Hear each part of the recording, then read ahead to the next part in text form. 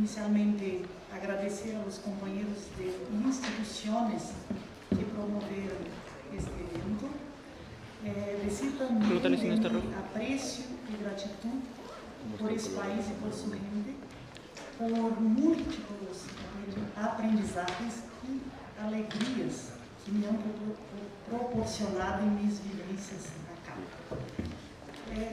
Me gostaria nesta conferência compartilhar com vocês algumas questões e desafios relacionados à construção cronológica de investigações que se dedicam a estudar os usos, apropriações e produções midiáticas contemporâneas.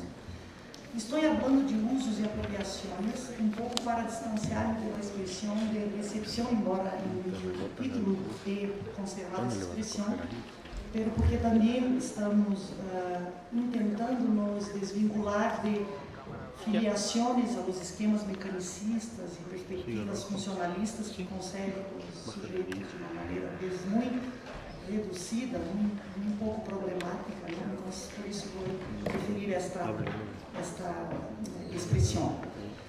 Bueno, essas questões que vou compartilhar com vocês têm origem em minha praxis investigativa em vários projetos com esta problemática.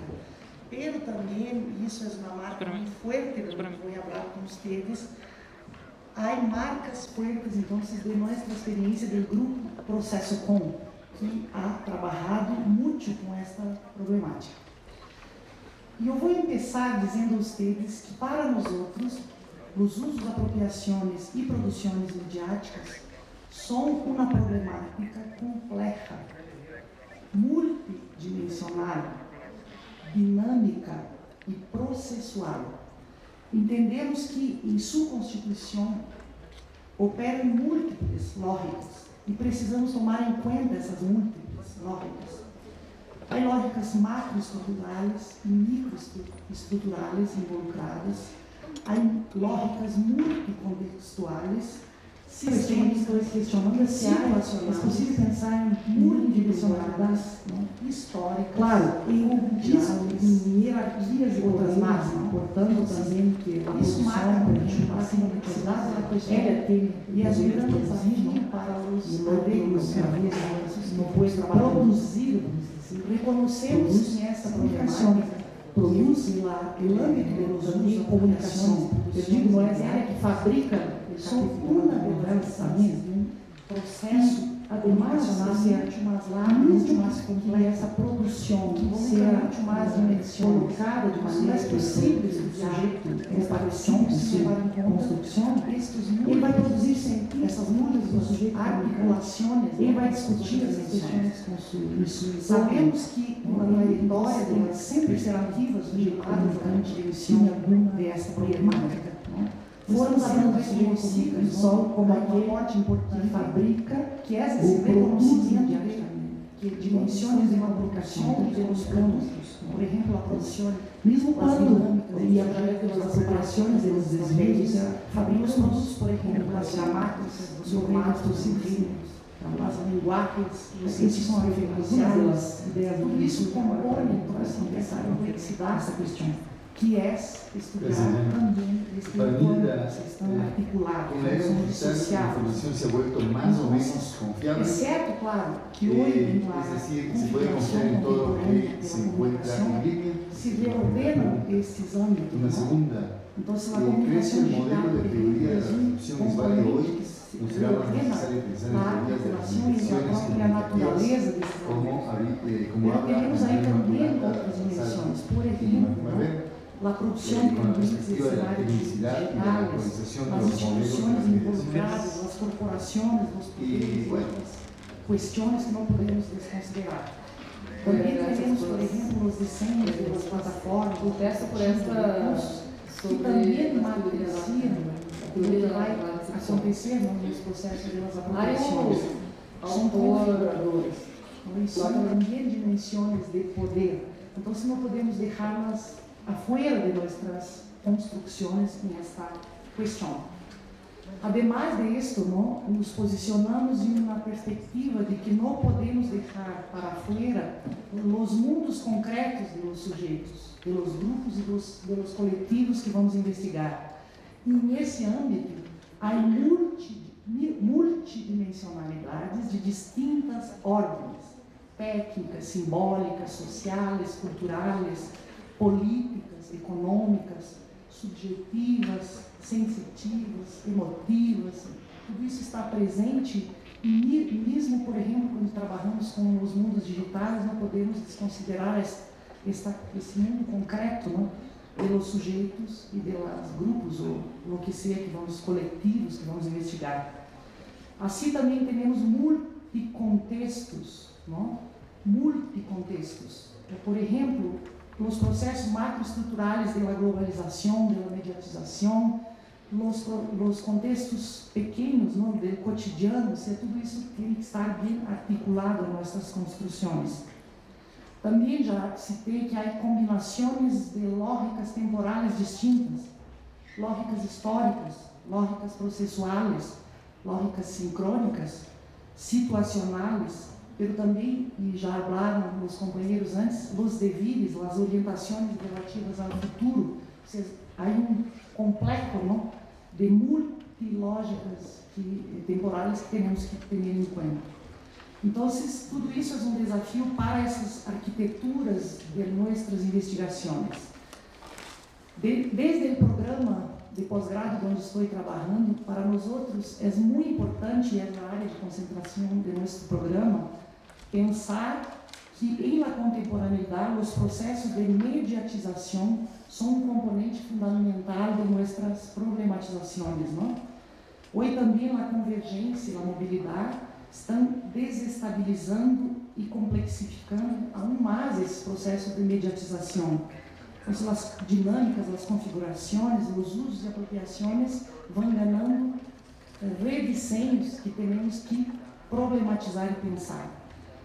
Por isso todo, por toda essa complexidade, para nós outros, as problematizações teórico-metodológicas têm que desafiar noções simplificadas com as quais trabalhamos historicamente, por exemplo, em algumas das perspectivas dos estudos de recepção. Não? Falaram já os companheiros também, estamos tentando pensar esses sujeitos como sujeitos comunicantes, não? Já vou falar um pouquinho mais disso, mas para marcar também essa distinção. Então, nosso desafio é construir problemáticas em perspectiva de complexidade. E nisto, temos que recorrer ao que distintas vertentes e concepções nos ofereçam como produtivo para entender essa problemática. Então, a ser investigação de lo que foi produzido, não? Teoricamente, por exemplo.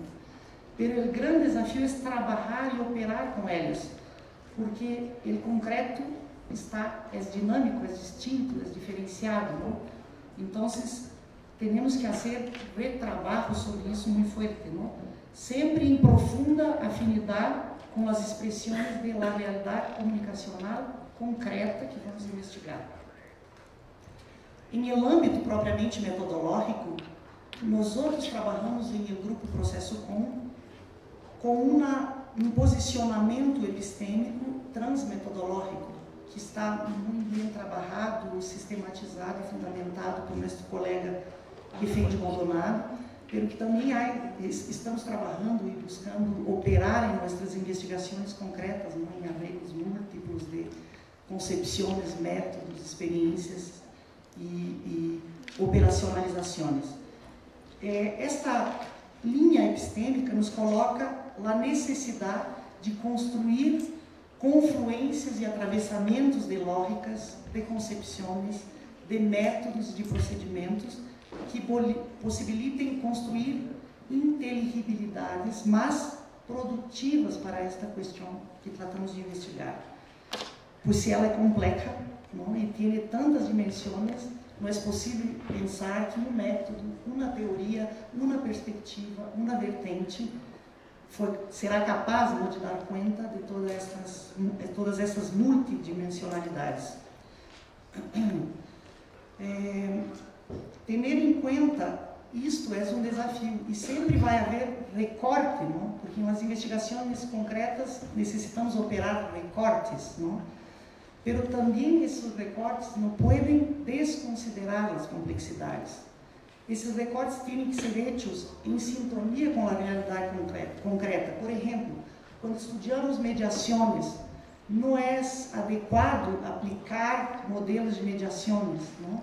Cada realidade, cada cenário, cada fenômeno concreto que vamos trabalhar necessita que hagamos uma artesania destas dimensões e desde aí, por exemplo, para nós outros, a investigação exploratória é um componente crucial de nossos processos construtivos, não? É uma praxis metodológica fundamental. Também, e já vou falar um pouquinho dela, também componentes da complexidade contextual e histórica não podem ser expulsados de nossas investigações, ou seja, situar contextos e aspectos relevantes, não, que ajudam a configurar e atravessam e ajudam a entender esses usos é uma necessidade. Então, a praxis metodológica da construção de contextualização é também para nós outros um procedimento na praxis metodológica relevante, não?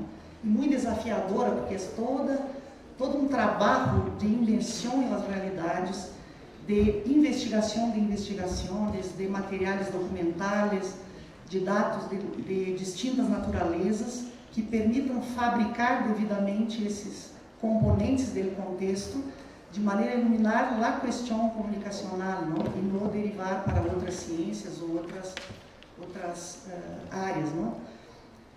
Nós outros consideramos já dito que os processos de mediatização são um contexto crucial. E aí, quando falamos de mediatização, estamos falando da expansão sistêmica, da penetração e da ação dos meios de comunicação que se consolidou no século XX em diferentes campos, domínios sociais, alterando sua estruturação, seu funcionamento e suas lógicas. Tomar em conta a mediatização implica, na investigação, dar atenção ao caráter configurador que, no que disse Barbeiro, o ecossistema mediático tem no funcionamento dos campos, das instituições, das orientações espaços temporais das sociedades, da constituição dos modos de vida, das culturas, das experiências, das interações e outros âmbitos que queremos investigar. Em esse âmbito, considerando a mediatização, reconhecemos que foram se constituindo sensibilidades, culturas, identidades, modos de vida mediatizados. Não? Então, falamos em mediatizados, ou não podemos falar de mediatizados, mas devemos que pensar na ideia de multimediatizados. Não? Os sujeitos não estão só em contato com a televisão, com a rádio, com a internet, mas estão nesse complexo atravessamento de todos esses meios, nesse ecossistema. Então, pensamos que os meios constituem um entorno existencial que está imbricado na realidade social. Hablamos, por exemplo, conversando com o Sodré, que é um investigador de Brasil, de etos mediatizados, que ele entende como a constituição, ou seja, a penetração dos meios constituindo costumes, condutas, cognições, afectos, orientações, programações que têm em seu tecido a lógica da mídia, ou seja, a marca da mídia. Mas também os sujeitos se constituíram em essa ambiência e desenvolveram conhecimento dos processos produtivos, das estratégias, das lógicas, das matrizes, modelos, gêneros e formatos dos meios. Não? São indígenas da cultura dos meios também. Não? Então, se foram adquirindo, na palavra do Barbeiro, competências mediáticas, ou teremos que falar multimediáticas, não? Que teremos que considerar devidamente também em nossas investigações. Mais recentemente, quando falamos em mediatização, temos a expansão da comunicação digital que trae novos desafios, não? Provoca reordenamentos em las práticas, nos modos de produção do campo de los medios, reordenamentos em seus produtos, em las formas de vinculação de eles com seus públicos, de los medios entre si, ou seja, toda uma complexidade que agora temos que dar conta. Então, levar em conta a mediatização requer, em la problematização teórico-metodológica, incluir uma mirada para esta constituição e reconfiguração de etos, hábitos, competências e marcas destas mídias em los diversos planos, não, pela configuração dos sujeitos. Pero não entendemos que isso é todo, não?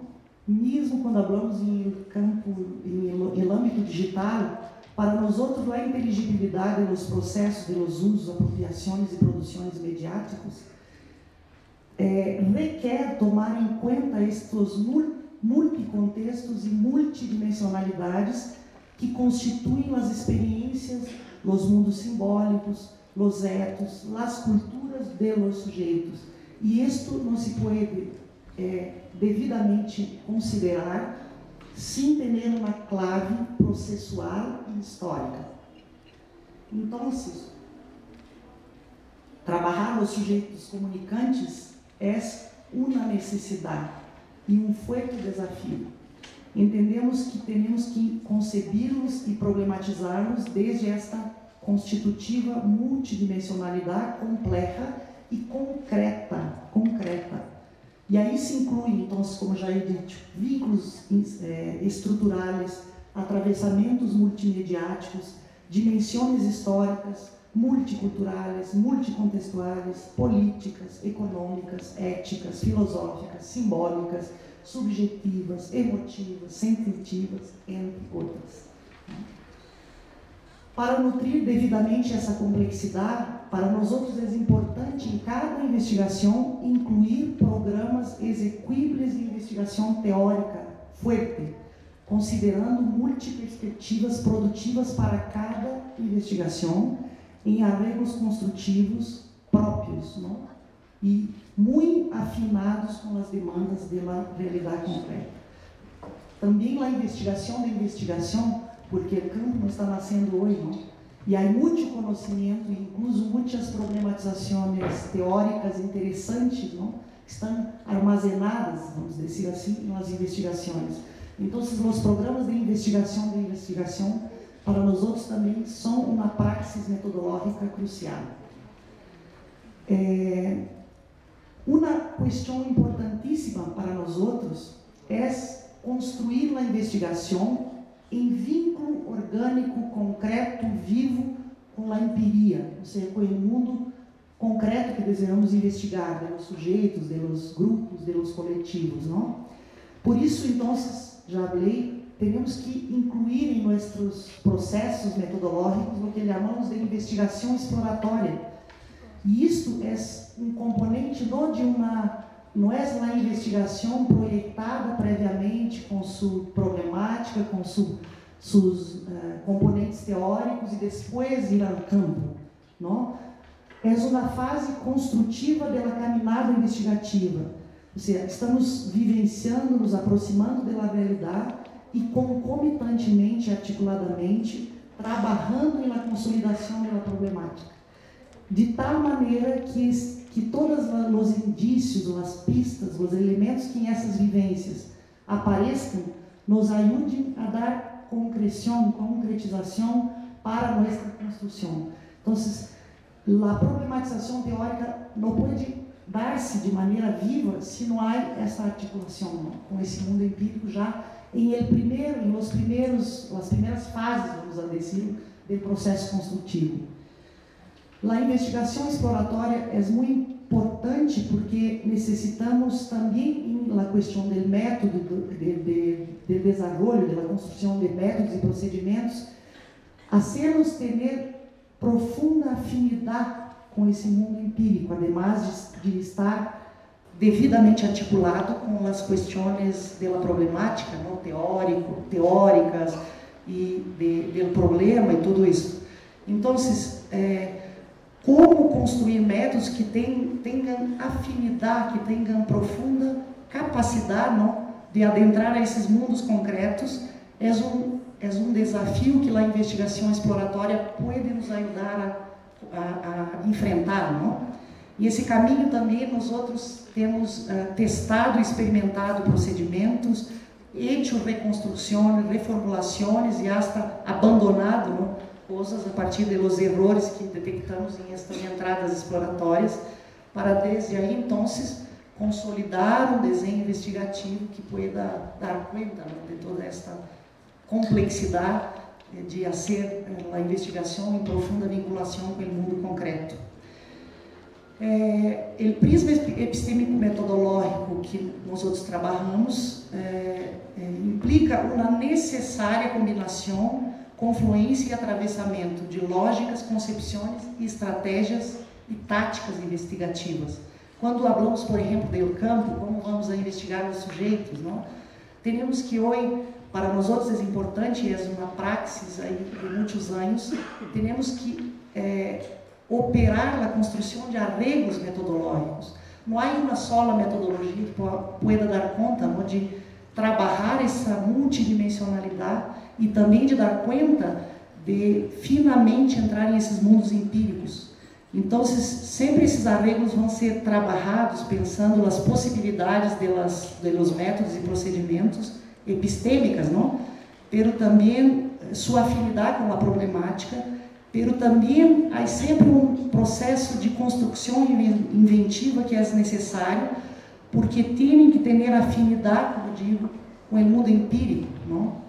Então, aí, nessa artesania, combinamos investigação metodológica, não? Porque também os métodos são teorias em ato, pero são outras coisas mais, não? Então, temos que tensionar e atravessar esses métodos por essas vivências, experimentações e testes em campo empírico, de maneira, então, a produzir uma artesania mais possível de ser complexamente conectada com a realidade. Em nossos arreglos de procedimentos e métodos, temos múltiplas possibilidades, nós trabalhamos com múltiplos métodos. Diria que talvez há duas linhas de combinação de métodos que são muito importantes, ou três, não? Não é possível trabalhar com os usos, apropriações e produções mediáticas se não observamos a comunicação, se não observamos os sujeitos, se não observamos dimensões da comunicação, não? Então, procedimentos observacionais, que aí há uma infinidade de arreglos que hacemos, me parece que são um componente fundamental de nossas investigações. Pero também é fundamental procedimentos de escuta ativa e escuta fina, delicada de los sujeitos, não?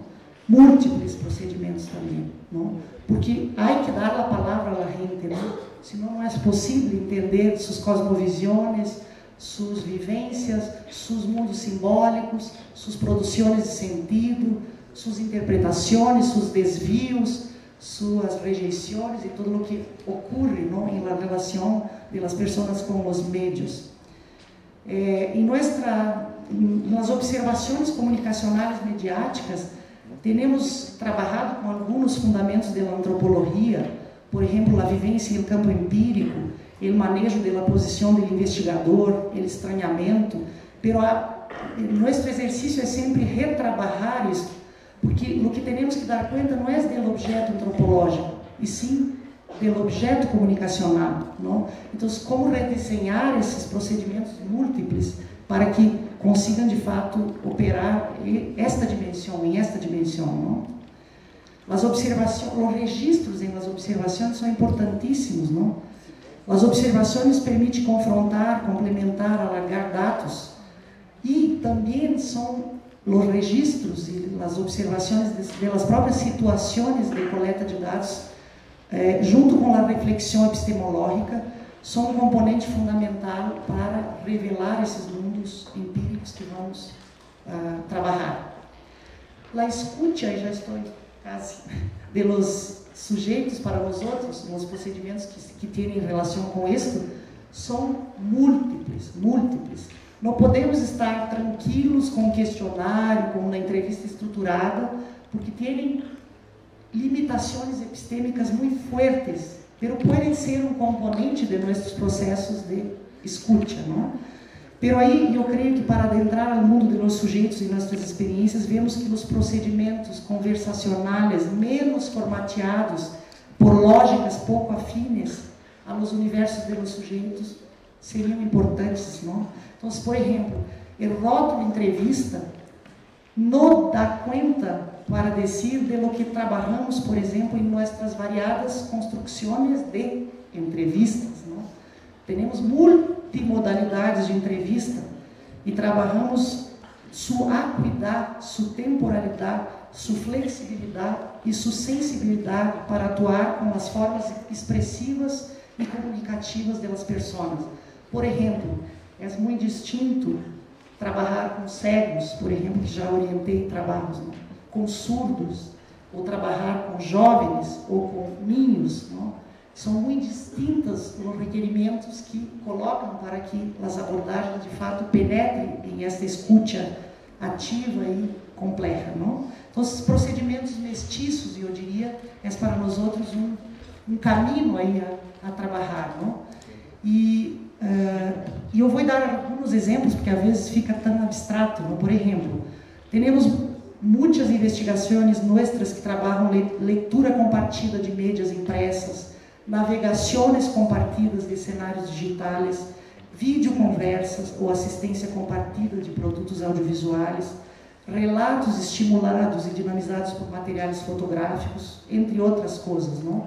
A inclusão de materialidades mediáticas, por exemplo, para nós outros é um aspecto importante.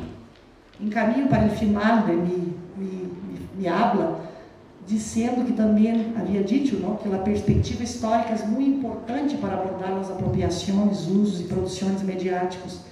Então, estamos trabalhando muito também em construções de métodos e procedimentos que inspiram-se na história de vida, pero estão orientadas epistemicamente aos requerimentos da investigação comunicacional.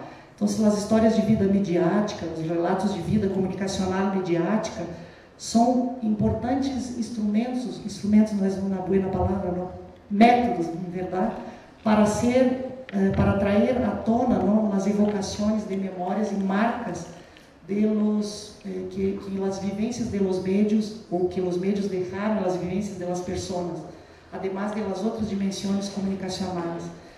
E estes procedimentos requerem estratégica construção, porque temos que pensar suas temporalidades, não? Por exemplo, a dinamização, a evocação da memória é dependente do trabalho da temporalidade. Há que construir vínculos de confiança e cumplicidade. Não? Temos que trabalhar situações de escuta qualificada. Né? Temos que estimular estrategicamente, por exemplo, esses trabalhos de evocação. Bueno, era isso que queria dizer-los. São alguns dos desafios e questões e queria compartilhar e queria muito agradecer a oportunidade de poder dizer essas palavras para ustedes. Graças.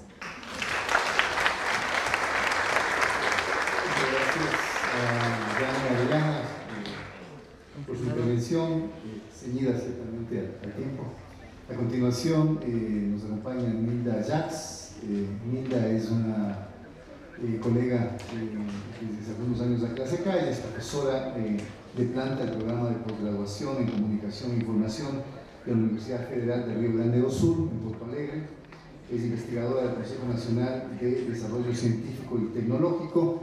Y el nombre de la ponencia que nos va ahora a hacer es Breves apuntes sobre investigación, recepción y consumo cultural. Si tienen preguntas respecto a la intervención de Gianni y Adriana, por favor, en su blog pueden reportar, hacer un reporte de su blog, hacer la pregunta ahí por escrito o levantar la mano para que les pasen las fichas para después poder recolectar las preguntas. Gracias. Linda, por favor. Gracias, Adriana. Buenos días. Es un gusto estar aquí otra vez. Como comentó Hernán, vengo impartiendo cursos muitas vezes acá. Comecei em 2005, se não me engano, no vídeo. E, bueno, me tardei um pouco a regressar, mas estou muito contente de estar aí por 2 semanas impartindo um curso e simultaneamente para esta charla. Eu cambiei um pouco minha proposta de conferência, porque conversando com o Gianni, percebi que o que eu vou falar está mais em conexão com sua conferência do que propriamente do que eu ia apresentar. Então, para ampliar esse debate, adelanto que estou de acordo completamente com a proposta do grupo de Gianni.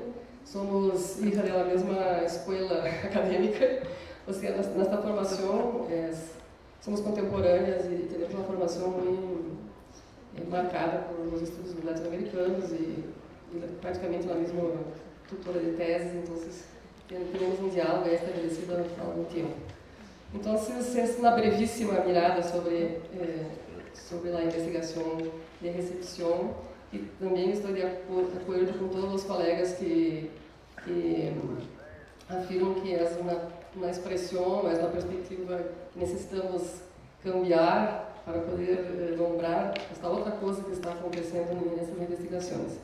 Bueno, entonces empiezo propiamente o texto. La expresión la recepción ya no alcanza, acuñada en los inicios de los 90 por el argentino Sergio Calletti, parece finalmente hacer sentido.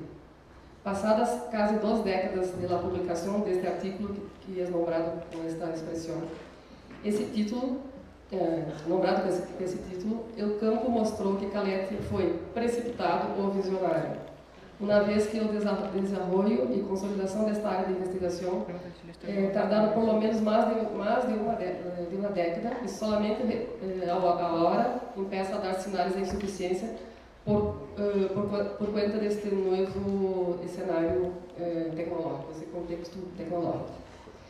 Assim, para hacer justiça com a perspectiva dos estudos de recepção nas mais diversas alternativas teóricas e metodológicas, os quais abrieram a análise para a complexidade que involucra os processos e práticas de comunicação ao extrapolarem, existe essa palavra em espanhol, ao extrapolar nos tradicionais estudos de los medios e mensagens, âmbitos necessariamente parciais, talvez somente a hora alegada a vez de afirmar que a recepção já não alcança. O motivo, entretanto, não tem nada a ver com as premissas utilizadas por los críticos que retomaram o artículo de Calletti, como, por exemplo, minha amiga e companheira Carolina Espastegui, que trabalha nesta área de investigação, Florencia Santú, na Argentina, Alejandro Grimson, também na Argentina, Cláudia Rã, na colombiana. Todos eles recorreram a essa expressão, a recepção já não alcança, para criticar a fragilidade metodológica de certos estudos, a desatenção a certas prerrogativas teórico-empíricas a serem seguidas, a falta de diálogo com outras áreas que se interseccionam com os fenômenos da comunicação, entre outras críticas. Agora, o motivo para tal afirmação é devido às novas relações estabelecidas entre meios e audiências frente aos processos de convergência mediática. A mescla de processos e práticas que involucram os tradicionais âmbitos da produção e da recepção dificultam a utilização da mesma noção de recepção e mesmo do termo, además de parte dos pressupostos conceituais que orientam essa perspectiva de estudos, como os que dizem respeito à maior dependência do âmbito da recepção ou da emissão. Además, a tendência dos estudos de recepção de centrarem-se em análises de um meio ou alguns poucos de um gênero ou programas específicos pode sesgar a visão dos mais amplos processos que configuram as práticas mediáticas dos receptores, hoje em um dimensionamento nunca antes experimentado na história da humanidade, para ser bem enfática. Por isso, só a hora usar plenamente a expressão a recepção já não alcança. Agora eu estou completamente de acordo. Pero para indicar outra coisa, o entendimento dos processos e das práticas comunicativas que ganharam maior complexidade, como muito bem apontou Gianni, pois, na atualidade, os contenidos das novas e viejas mídias medios se tornaram híbridos, reconfigurando a relação entre as tecnologias, a indústria, mercados, gêneros públicos. Isto porque ocorre cruze de mídias massivas e não massivas, que são vistas em múltiplos suportes, múltiplas plataformas, às vezes simultaneamente, caracterizando esta era da convergência mediática. O fluxo de conteúdos que perpassam múltiplas plataformas e mercados mediáticos acontece, sobretudo, por o comportamento migratório percebido no receptor, que oscila entre diversos veículos e meios em la busca de experiências diferenciadas de entretenimento, informação e interação social. Luego, a convergência também é caracterizada por seu aspecto cultural, abarcando uma nova configuração que ultrapassa o âmbito da produção e dos produtos midiáticos. Hoje, a recepção já não é um processo de via única. Em verdade, nunca foi, mas hoje esse diálogo é muito mais grande, muito mais amplo, justamente por esta base tecnológica. Em se tratando de um fluxo de participação e mesmo da produção de conteúdos, o que em verdade, em outros aspectos, como a produção simbólica, nunca não foi. Ou seja, hoje o que acontece é essa hiperparticipação. Havia em outras dimensões essa participação da ausência, para onde está muito evidente. A cultura participativa, que não nos permite mais conceber os produtos e consumidores dos meios como figuras tão distintas, representa um dos conceitos clave para entender a convergência. Por outro lado, se a computadora personal transformou todas as pessoas em produtores e editores, há autores que afirmam que foi a internet que converteu todas as pessoas em distribuidores. Essa é uma perspectiva. Haciendo com que o mercado de nicho, como as produções de los fãs, se tornasse uma potência econômica tão lucrativa quanto as indústrias tradicionais. Isso basicamente é as Henry Jenkins que trabalham nessa dimensão mais no mercado de produção. Jenkins, por exemplo, cita o exemplo dos fãs de Star Wars, que utilizando tecnologias digitais são capazes de produzir películas amadoras, películas domésticas, de fãs, caseiras, tão buenas que a própria indústria do entretenimento se obrigou a acompanhar de cerca essas produções para não perder o controle de sua propriedade intelectual. Eu tenho uma aluna de doutorado que está fazendo sua tese sobre os fãs das séries. Ou seja, hoje os fãs produzem a partir das séries, mas há fãs dos fãs. É um fluxo de produção interminável quase. Falar de convergência implica também tomar em consideração o atual contexto do acesso móvel da web, por meio de aparatos que possuem funções imbricadas, múltiplas funções. O acesso à web se dá em qualquer lugar, em qualquer momento. As pessoas podem assistir televisão, por exemplo, em El Carmen, em La Calle, nos shopping centers, onde quer. Antes de sair, a segunda semana, a Globo colocou à disposição algo que se chama Globoplay. Ou seja, os espectadores podem mirar a programação da Globo em qualquer plataforma, toda a programação a qualquer momento. Ou seja, não necessitamos mais prender o aparatito na sala, na casa, podemos estar mirando todo o tempo, em qualquer momento, em qualquer lugar. Onde estou? Aqui. A cultura da mobilidade é fruto de los meios de comunicação inalâmbicos, que hablam da presença mediada, da telepresença, da presença ausente, para ser um pouco paradoxo. Distância virtual, ubiquidade, são todos termos de uma investigadora brasileira chamada Maria Lúcia Santaella, que há tempo investiga toda essa questão da cibercultura. Todas elas expressões que colocam em cuestión antiguas certezas sobre nuestra comprensión del mundo. Como tratar dessa complexidade? Jeane nos abriu um mundo para pensar, ou seja, tomar em conta tudo isso quase que paralisa uma investigação, verdade? Ou seja, tanta coisa para tomar em conta e é verdade. Todo isso está implicado nesse tipo de investigação, nos hace quedar por onde peça, verdade? Bueno, não tenho a forma. Essa é uma pergunta para causar efeito. Sim. Como não há como dissociar os diferentes âmbitos desse fenômeno, multidimensional, como comentou Jeane, e extremamente interconectado, uma possibilidade concreta seria seguir a lógica. Uma das possibilidades concretas seria seguir a lógica proposta por Jesus Martin Barbeiro. Ou seja, entrar nos processos comunicacionais sem descurar dos aspectos estruturais e estruturantes dos meios, chegando a eles justamente por o percurso dos vínculos estabelecidos por os fluxos, os usos, apropriações de conteúdos elaborados por os receptores, como na estratégia efetiva de desentranhar os novos modos de relação entre meios e audiências. Ou seja, o planteamento de Jeane está bastante conectado com as coisas que trago um pouco para pensarmos juntos.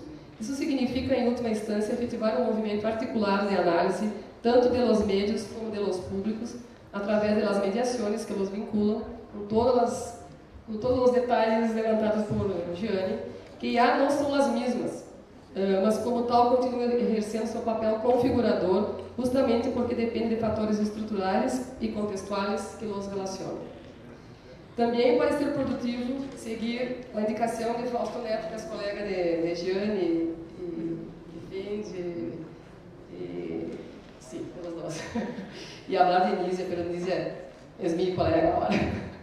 Então, esse investigador Fausto Neto, quando diz que as novas lógicas são dadas por interfaces, mais do que por contactos, e assim, a circulação sai de uma zona invisível para transformar-se em dispositivos com marcas visíveis, sociotécnicas exclusivas, assim do Lombra, que vão reformular imensamente os processos de interação, especialmente o lugar e o próprio conceito de recepção. Ou seja, se antes íamos buscar os receptores para saber o que passa, hoje estão aí todos. Suas moedas estão em todas as plataformas. Ou seja, nós dispensamos ir entrevistá-los, observá-los, podemos começar observando como manejam, por exemplo, a relação com os meios massivos através das redes sociais. Eu tenho investigado nessa direção telenovelas a partir de um grupo de observação de ficção, Obtel, então melhor vocês vão incluído lá, basicamente mirando a audiência de telenovela em las plataformas. Muitas vezes as pessoas estão tweetando, estão mirando a telenovela e tweetando todo o tempo. Ou seja, há um câmbio muito grande de como se apropriam ou como se relacionam com os meios massivos. Bueno, trata-se da expansão do produto midiático através de diferentes plataformas, processo efetivado pela participação ativa dos consumidores e receptores, respectivamente perseguindo e criando conteúdos por meio de diferentes sistemas de mídia e construindo ou navegando nos fluxos midiáticos existentes. Uma espécie de recepção especializada. Ou seja, há alguns autores trabalhando com esta ideia dessa especialização do receptor. Jeane muito bem comentou isso. Ou seja, nós outros conhecemos as lógicas de produção das gramáticas, já somos receptores muito bem informados do mundo da produção, pelo menos alguns de nós outros. Há outros autores trabalhando com a ideia de fã, ou seja, o receptor hoje seria um fã, porque há uma relação muito concreta com séries, especialmente nas capas mais jovens, que são aficionados de séries, verdade? Bueno, o que em outra dimensão é constituída por esse fã, ou seja, esse receptor especializado, em verdade, é um fã de alguns produtos, obviamente não de todos. Não conosco fã de telenoticeiros. Vocês conhecem? Bueno, assim, em termos de investigação, em uma instância é necessário pensar nos espaços de circulação e fluxos de consumo, que nesse panorama involucra a interatividade, a participação e o encadeamento midiático. Vocês na noção de um colega de faculdade, Alex Primo. Potencializados por a configuração da Web 2.0 e aí outras versões, né? E a nova cultura do acesso, propiciada pela mobilidade, atentando para as práticas de apropriação, reconfiguração, produção e interação dos públicos. Em outra instância, é necessário não descuidar de que todo isso acontece em contextos culturais mais amplos e tradicionais, que na frente da pantalha há um receptor que vive em outras esferas institucionais, as quais também configuram suas práticas online. Ou seja, há cada vez mais investigadores deixando de mirar somente do que está online, para prestar atenção também a este mundo concreto que está atrás do sujeito que está em frente da pantalha. Ou seja, é necessário ir e vir para este mundo virtual e mais concreto da cotidianidade. Desta forma, pode-se recuperar os caminhos da circulação de produtos e mensagens, seus fluxos, para posteriormente indagar sobre o que estas marcas têm a ver com os usos e apropriações dos receptores, que seguramente estão permeados por práticas, no mínimo, híbridas, em termos de sua origem analógica e digital, sem contar com as práticas culturais mais tradicionais. Para Guilherme Orozco, trata-se de um momento de transição muito importante, que deve ser compreendido a partir do que ele chama de epistemologia do trânsito, que não deve desconhecer a centralidade da comunicação mediada por as tecnologias digitais, autocomunicação massiva se apropria de Castells, nem a permanência das velhas tecnologias midiáticas massivas, apesar de reconhecidamente cada vez mais imbricadas. Ou seja, para mim é muito importante isso de trabalhar com essa ideia de epistemologia do trânsito, porque por algum tempo aún estaremos no mundo analógico e digital. E isso não se pode desconsiderar, depende do objeto de pergunta de investigação que estamos tratando. O estatuto do receptor e o âmbito da recepção estão cambiando em função da convergência midiática. Muitos autores estão propondo outra nomenclatura para plasmar este câmbio. Guilherme Orozco vem chamando de comunicante ao receptor que ele interatua com os meios em regime de convergência. E diz em suas próprias palavras: há que reconhecer que a tendência dos comunicantes contemporâneos é la de deixar de ser audiências definidas por os modos de estar com receptores na comunicação, a serlo em função dos modos de atuar como usuários e emissores na produção comunicativa, onde a criação e a interatividade predominam. Outro término em circulação, que a mim não me gusta muito, mas como é uma revisão deste momento, é prosumer, de autoria reconhecida de Alvin Toffler, que acunhou na década de 80 esta expressão que junta produtor e consumidor. Este neologismo, acendo na pequena digressão, foi antecedido por o uso do termo consumidor, utilizado pela perspectiva dos estudos de consumo cultural. Consumidor e receptor são termos que tendem a ser usados de modo intercambiável,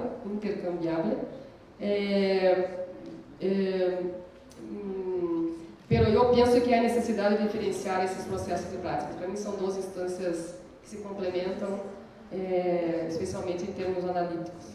E no âmbito latino-americano, surgiu na década de 70 a expressão recepção crítica, para matizar a natureza do termo original, recepção. Então, a recepção está marcada por essa concepção positivista. Então, vários intentos, até hoje estão tentando.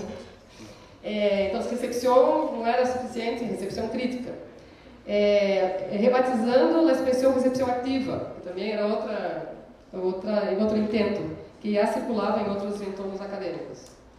Mantendo o termo recepção, Orozco atualizou chamando de recepção hiperativa, interativa ou a um mutante. Outros intentos de nombrar isso que está acontecendo, referindo-se aos modos contemporâneos de atuação junto à mídia, pelos meios. Há outros intentos, como a explorada por esse grupo Obitel, analisando a produção transmediática, que é um termo acunhado por Jenkins. Neste grupo, estamos chamando, para esse tipo de produto, produto recepção transmediática, que tem clara relação com essa proposta de Jenkins, que trata dessa centralidade desta noção de transmídia de storytelling, ou seja, a produção ficcional transmediática tributária da convergência mediática. Então, nesse cenário, estamos experimentando essa possibilidade. Ficcional ou qualquer outro género, já não é mais possível desconsiderar os efeitos da mobilidade, portabilidade, multimedialidade, hipertextualidade e interatividade que levam à participação da audiência nas próprias estratégias da produção ou para além delas. Ou seja, isso tudo pode ser em relação com as mídias ou em relação com outras audiências. Audiência de públicos, os públicos são audiência de público, ou seja, há um outro tipo de relação à hora estabelecida. A noção de recepção transmediática traz e promove a necessidade de ultrapassar analiticamente as relações monomediáticas das audiências. A trama mediática estabelecida por a circulação concomitante e ininterrupta de conteúdos de todos os meios e o fluxo criado por os receptores a partir desse fluxo mediático, constituindo um super fluxo, conforme Klaus Jensen chama, ou seja, há fluxo de meios, há um super fluxo de meios em uma sociedade, por exemplo, tudo que está na mediosfera equatoriana é um grande fluxo mediático, mas os receptores também constroem seu próprio fluxo, buscando segmentos desse grande fluxo mediático. Isso já se passava antes das redes sociais, mas os estudos em geral aislavam um meio ou outro a ser estudado. Isso nunca foi o mais recomendado, porque há um fluxo. Aislar um programa pode ser problemático para analisar a relação das pessoas com os meios, mas agora é impossível, porque os meios massivos estão no mundo digital. Não é mais possível escolher um meio ou um programa, está todo interconectado. Então, hoje é impossível, pois todos os meios estão vinculados, conectados via internet, e o setor tem ampliada a potencialidade de construção desse próprio fluxo particular e ou coletivo, considerando que muito do que é consumido se dá através das redes sociais digitais, audiências em rede. Isto é outro câmbio fundamental. Se antes mirávamos na televisão e na sala da casa com a família, hoje a audiência está em rede, é coletivo a recepção, que pode ser em todo o país, pode ser, esta rede pode ser configurada com gente que está em vários lugares. Deixa eu ver. Por outro lado, o danês Kim Schroeder está denominando o mesmo fenômeno de audiências cross-mediáticas, ou recepção cross-mediática. E também afirma que não é uma questão de opção metodológica ou de opção de investigação em focar na convergência, mesmo que o interesse seja em um ou outro meio. É uma determinação da nova realidade mediática e comunicacional que força o investigador a extrapolar a visão sobre um único meio e explorar as convergências com outros meios e conteúdos para poder entender essa nova forma de ser audiência. Ou seja, não há mais via de fuga, assim se diz? Você pode huir dessa questão. Essas terminologias e noções atendem às novas configurações mediáticas, pero não servem para trabalhar indistintamente o fenômeno como cross ou transmediático. O primeiro, o cross, é mais amplo e antigo. A publicidade mesma já tratava com essas estratégias de produção e veiculação, que se utilizava de vários meios para divulgar uma mesma mensagem ou variações deles. O segundo, transmediático, trata-se de uma estratégia mais ousada. A mensagem complementa-se por a utilização de vários suportes e depende da participação do receptor para efetivar esta configuração. Ou seja, não há como ser uma ficção transmediática sem a participação da audiência. Por outro lado, é um fenômeno nominado por alguns autores como mediatização, como mesmo tratou Gianni, para a conta da exacerbação dos fluxos e circulação de conteúdos dos meios, Para hacer contraposición a este proceso de meditación, Orozco contrapone con el proceso de audienciación. Esta noción dimensiona la constitución de los sujetos sociales en la relación con la presencia hegemónica de los medios, afirmando el autor que, apesar de toda la transformación actual en las prácticas de recepción, continuamos como audiencias de grandes y pequeñas y chicas pantallas. Metáfora utilizada por él para se referir à relação com os meios. Vou ler um pequeno trecho de seu texto. A audienciação está conferindo aos sujeitos sociais um novo status de interlocução, reconhecimento e autopercepção em el que a televisão e os demais meios se convertem em suas referências cada vez mais centrais, a la vez que em seus veículos expressivos, no obstante, os reducionismos, estereótipos e trivialidades se construem e reproduzem de ellos e de suas devidas realidades. E aí estou terminando. Este é um atributo central da identidade social hoje, a audienciação, o hecho de sermos audiências quase sempre. Por isso, ele propõe em sentido amplo para o termo audiência na intenção de nombrar a experiência frente a um mundo mediado por los meios e tecnologias de comunicação. Em suas palavras, independentemente do tipo de interação que se entable com as pantalhas, ya sea mais ativa ou mais passiva, mais crítica ou mais conformista, mais determinada por la recepção que por la emissão ou vice-versa. E, se estamos de acordo com ele, que é uma identidade social central, poderíamos dizer, como Fuenzalida, um chileno que também tem tradição nesse campo de estudos, que por ser a identidade social principal hoje, a teoria da comunicação é, para Fuenzalida, a teoria da comunicação hoje. E mais especialmente depois que Jane abriu esse cenário imenso. E assim termino, para que pensemos juntos em adelante. É uma provocação. Seria essas teorias da recepção ou dos receptores, tudo isso que planteamos aqui, a teoria da comunicação hoje? Não me perguntem sobre isso, porque não vou contestar. A pergunta é para vocês. Graças.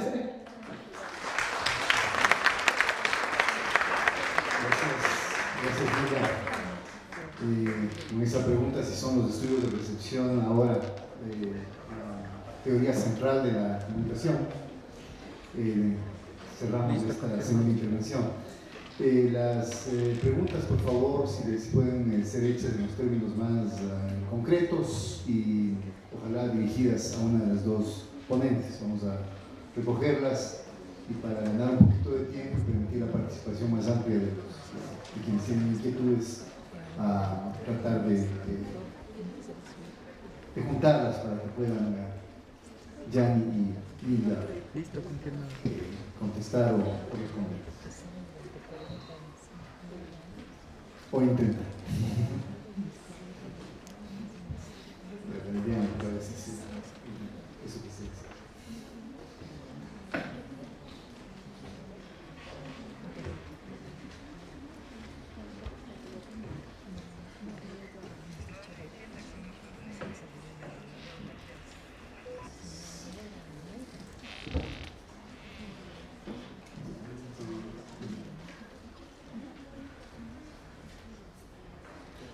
Bueno, podemos arrancar con las primeras preguntas. Son dos preguntas que me han llegado hasta ahora para Gianni y una para Nilda.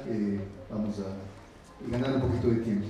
Para Gianni, ¿podría explicar mejor la concepción de lo artesanal en la investigación? La dimensión artesanal en la investigación es la primera pregunta.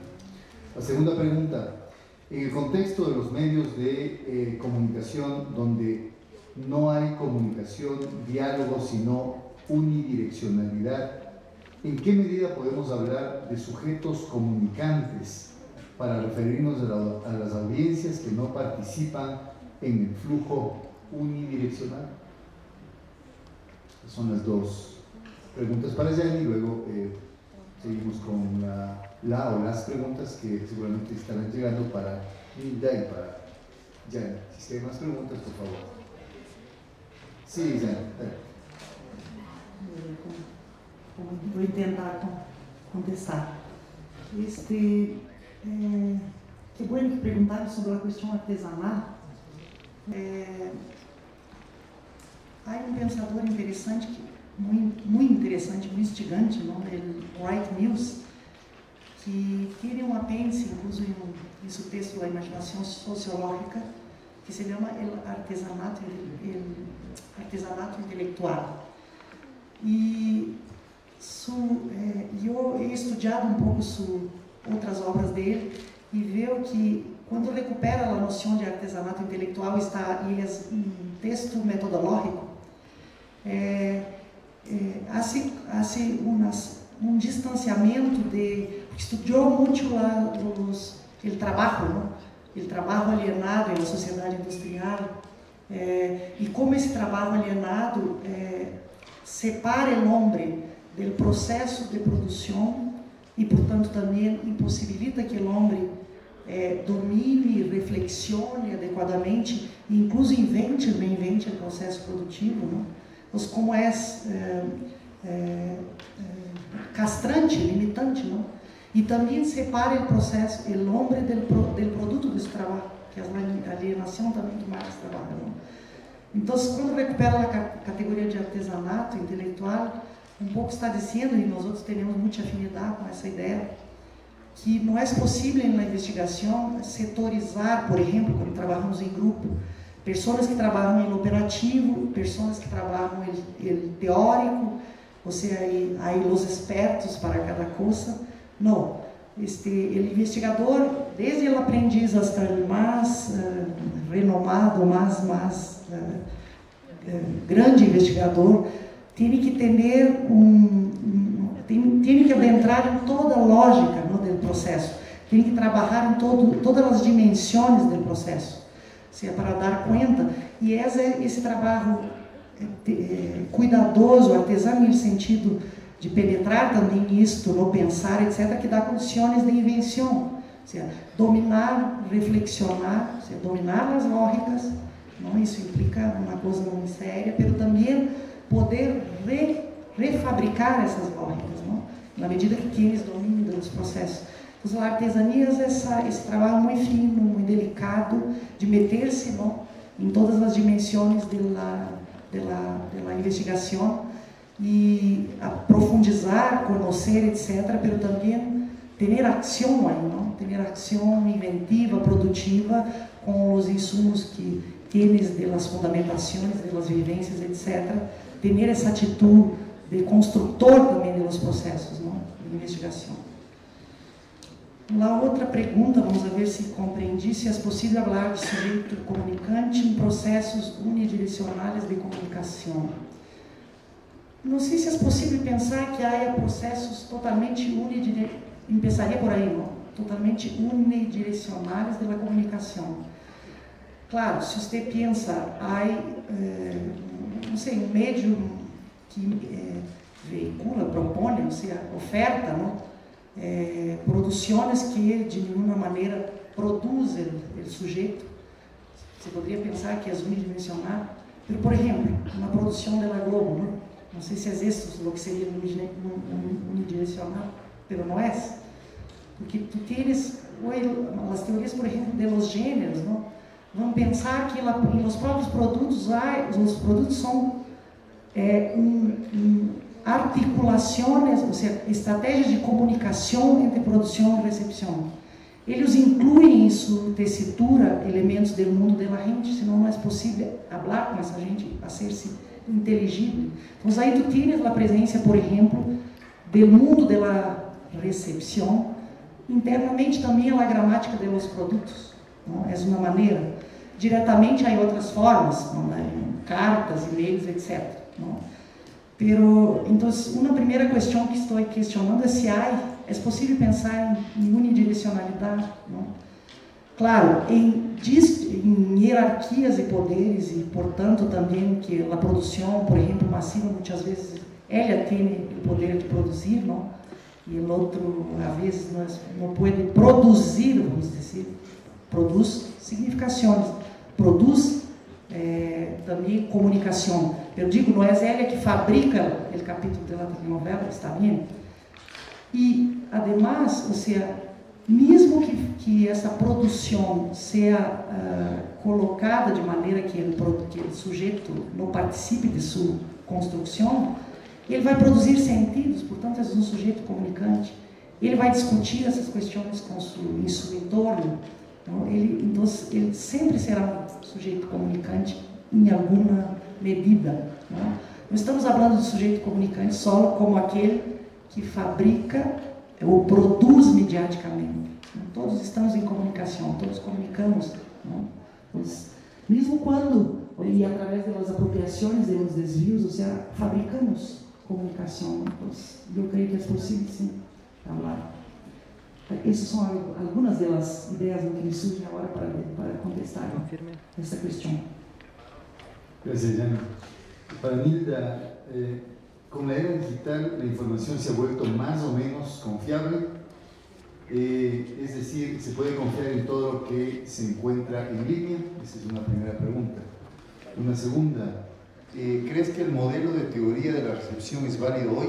¿No será más necesario pensar en teorías de las mediaciones comunicativas como habla María Inmaculata Vasallo y Martín Barbero?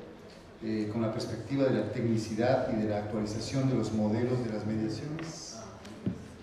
Y bueno. Bueno, gracias por las preguntas. Empiezo por esta sobre la teoría de la recepción. Hay un autor norte-americano que me gusta mucho que se llama James Lowe y que muchas veces estoy de acuerdo con él. Su planteamiento es que no hay una teoría de la recepción. Lo que hay son teorías de la cultura donde ese proceso se establece.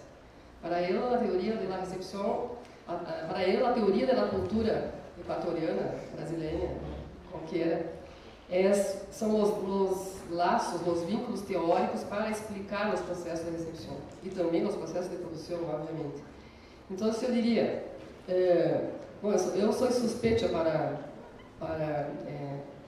responder que estou de acordo com essa questão que Martín Barbero traz, mas também estou de acordo com o que habla Gianni, que dependendo da problemática, da temática, do problema da investigação, há autores de teorias que não servem. Há algumas vezes que não alcançam o fenômeno que estamos estabelecendo. Então, eu diria, eu sigo muito de cerca os planteamentos de Martín Barbero. Penso que para trabalhar toda essa questão da mediatização, para mim, sua referência à tecnicidade, esse ethos mediático, é suficiente para pensar esse processo. E, bueno, eu estou de acordo que não há uma teoria da recepção. Essa é uma teoria que explica todos os processos. Eu penso que são perspectivas que avançam em algum sentido e que às vezes podem se articular para dar conta de problemas ou objetivos que são mais complexos. Então, espero que esta pergunta esteja mais ou menos contestada. E esta outra, se é possível confiar nas informações que estão em linha, eu responderia com outra pergunta: é possível confiar nas informações que não estão em linha, ou seja, nos periódicos e nas revistas? Não penso que tenha cambiado muito esses critérios de confiabilidade. O que passa é que os processos de produção, por exemplo, de notícias, são muito mais rápidos. Os periodistas não têm tempo de chequear informações, têm que cambiar a informação todo o tempo. Ou seja, pode que nesse processo de informar a partir de plataformas digitais, mesmo pertencendo a um meio massivo, nesse contexto há maior fragilidade da informação, porque são mais rápidas, mais concisas, não há tempo de investigar, não há tempo de checar, Então, isso é uma das críticas sobre esse tipo de informação que tem que estar cambiando todo o tempo. Há periodistas que estão todo o tempo online buscando informações que cambiam em 5 minutos. O próprio hecho cambia em 5 minutos. Isso me hace acordar de uma campanha publicitária de celulares, que há uma reportera fazendo uma cobertura periodística e o muchacho que está tentando vender o produto, um celular, ela vai informando sobre o que passa e ela diz, não, isso não está mais passando, já cambiaram. Ou seja, é como uma crítica a esse tipo de informação. Então, ela termina sua reportagem dizendo, regressamos em alguns momentos. E ele regressa lá à pantalla e diz, não, tu vai ser botada dentro do emprego, tu está muito mal informada, porque tu celular é muito, tua informação está muito lenta, ou seja, tens que ter mais confiabilidade, porque as coisas cambiam e tu não tens a realidade para acompanhar. Então, isso é um pouco uma imagem para pensar sobre essa questão. Bueno. Sí, sí. A primeira pergunta que me llegou é: os estudos de recepção são utilizados para analisar produtos comunicacionais, tradicionais ou digitais, pero é possível realizar estudos de recepção em contextos educativos, por exemplo, saber o nível de apropriação e de reflexão de conceitos em um curso escolar sobre sexualidade? Recomendo que você converse com Lívia Saguin, que está por aqui, está aí.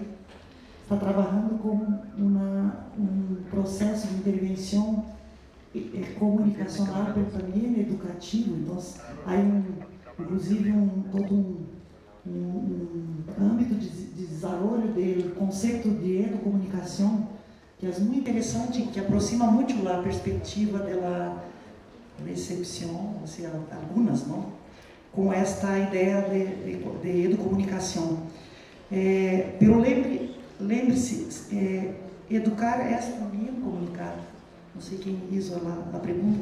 Educar é também comunicar. Então, é óbvio que é possível, não, trabalhar as questões de comunicação pensando em aprendizagem. Eu penso que isto que está sendo Lívia, por exemplo, de tentar articular e relacionar e trabalhar na interface entre a comunicação e a educação, se pensando, por exemplo, nos estudos de recepção, as perspectivas para entender os sujeitos e como se apropriam, enfim, com as questões da educação, que também estão pensando comunicação, não, é uma via muito produtiva, porque permite dar maior dimensionalidade a essa compreensão. Então, há experiências muito interessantes em nossas investigações sobre este vínculo, não, com essas perspectivas, A outra pergunta é se há cambiado o contexto de analisar emissor, mensagem, canal, receptor. Há duas. Primeiro que assim, emissor, mensagem, canal, receptor, creio que é uma maneira, do seu papel, não, nas concepções de comunicação, mas um esquema muito mecanicista, não, que nunca deu conta de trabalhar de maneira adequada nos processos comunicacionais e midiáticos, mesmo em um contexto anterior, não, que é muito mais complexo, um esquema mecanicista, linear, não. Mas, claro, tomamos ele para pensar âmbitos articulados, talvez, não, e focos onde trabalhar pode ser produtivo. Pero claro que ha cambiado o contexto, não, pela análise disto, por todo o que a Nilda e eu colocamos, não, na mediatização e agora na digitalização, na convergência, na mobilidade, se embaralham. Aí eles estavam tentando buscar um término, não, estão borrando, não, todas, ou rearticulando, ou reformulando todas as dimensões. Por exemplo, o chamado receptor é o produtor. Então, onde está a recepção? Onde está a produção? Né? que era um âmbito que talvez teria uma dimensão um pouco mais possível de circunscrever, não? Então, o contexto acadêmico sim é um desafio. E o processo, a segunda pergunta, em um processo metodológico, que técnicas de investigação recomenda para preocupar-se mais do receptor?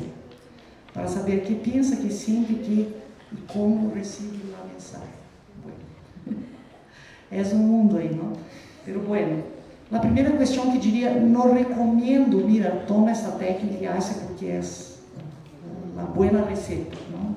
Então, cada investigação com a problemática e as dimensões que interessa compreender, necessitará pensar quais são os métodos e procedimentos mais interessantes para dar conta dessas dimensões, mas também que possam dar conta das lógicas culturais, sensitivas, expressivas da língua. Por exemplo, já tivemos investigação com jovens que saíram para ser entrevistas com registros, assim, os testes das explorações, e que não conseguiram fazê-lo porque os jovens não paravam na situação mais organizada, de sentar-se com o roteiro e todo, não queriam participar. Então, a Chica, por exemplo, que estudou e o Chico trabalhava com a dança também, na recepção de dança de videoclipe, teve que reinventar as formas de aproximação com esses sujeitos. Entrou em processo de convivência, observação, e pensou inclusive em incluir a tecnologia para ter alguns contatos com eles. Ou seja, inventou um procedimento, por exemplo, de imaginar e fazer uma produção de videoclipe para ver algumas competências desses sujeitos, etc. Então, pero eu diria que uma tríade é muito importante quando se aborda os sujeitos comunicantes, não é, as apropriações. Procedimentos de escuta pelos sujeitos, não há como entender sem escutá-los sofisticadamente, aí questionário não dão conta. Não. Procedimentos para ver com a gente, não? Então, por exemplo, as videoconversas, as leituras compartilhadas, navegações compartilhadas, onde você vê como é que esse sujeito se relaciona com essas mídias, não? Pelo mesmo tempo, inclui alguma maneira de indagar aí nos sentidos, no que é o que está pensando, por que isso, aquele, tudo isso é muito interessante. Então, ver como a gente escutar e observar, que é muito importante. Porque, às vezes, incluso, por exemplo, tu pisa uma pessoa que te escreva como é que assiste um capítulo de telenovela, e ele não se recuerda de todas as coisas que faz. Se você está trabalhando, por exemplo, com componentes corporais, não? Como a corporeidade nesse momento, etc., ele talvez nem sequer se dá conta, não, de lo que faz. E, además, tu puedes confrontar o dito com o observado, isso é muito interessante. Então, há que construir arreglos sofisticados, muito antenados, não, com que público, que pessoas, não, são estas, e que articulam ver, observar, escutar de alguma maneira muito interessante e produtiva, eu diria.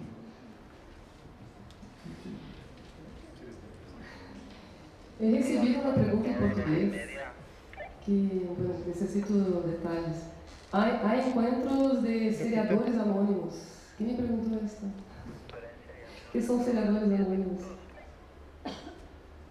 Lista.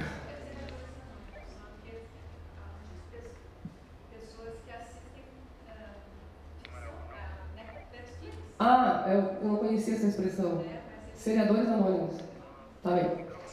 A pergunta é, então, o que eu penso sobre o tempo gasto para esses jovens que se encontram presencialmente, é isso, né? Se já existe um site onde falam do seu tempo gasto na assistência das ficções. Bom, perdão, espanhol. Bueno, se eu for responder desde uma perspectiva de relacional, muito personal, eu sempre me preocupo muito como os fãs, como as pessoas que são fãs de séries, gastam tempo e plata como cosplayer, né? Ou seja, se encontram, gastam uma fortuna para comprar as roupas, os objetos, hacen festivales, bueno, se mobilizam de uma forma muito, para mim, rara. Ou seja, desde minha geração me parece, às vezes não compreendo, mas como investigadora, como eu tento mirar este fenômeno. Bueno, eles têm na vida online, porque são comunidades de fãs que se comunicam por plataformas digitais, verdade? Comunidades de interpretativas, mas também na vida social presencial. E para mim, nessas duas dimensões, estão construindo suas subjetividades, explorando suas sensibilidades, sua identidade social, sua maneira de pertencer a um grupo. Então, para mim é um pouco paradoxal, mirar desde minha experiência que eu tive em minha época de jovem adolescente, me parece uma coisa muito alejada da minha experiência. Ou seja, ser fã nesta época era uma coisa mais alienante, perder tempo, também não havia, os processos de consumo eram outros, a vida em família era outra, as identidades juvenis eram outras. Então, do ponto de vista personal é difícil, mas do ponto de vista de investigação teórica, de compreender como esse consumo cultural faz parte desta nova maneira de ser jovem, me faz buscar esse entendimento a partir desta ideia de pertencimento.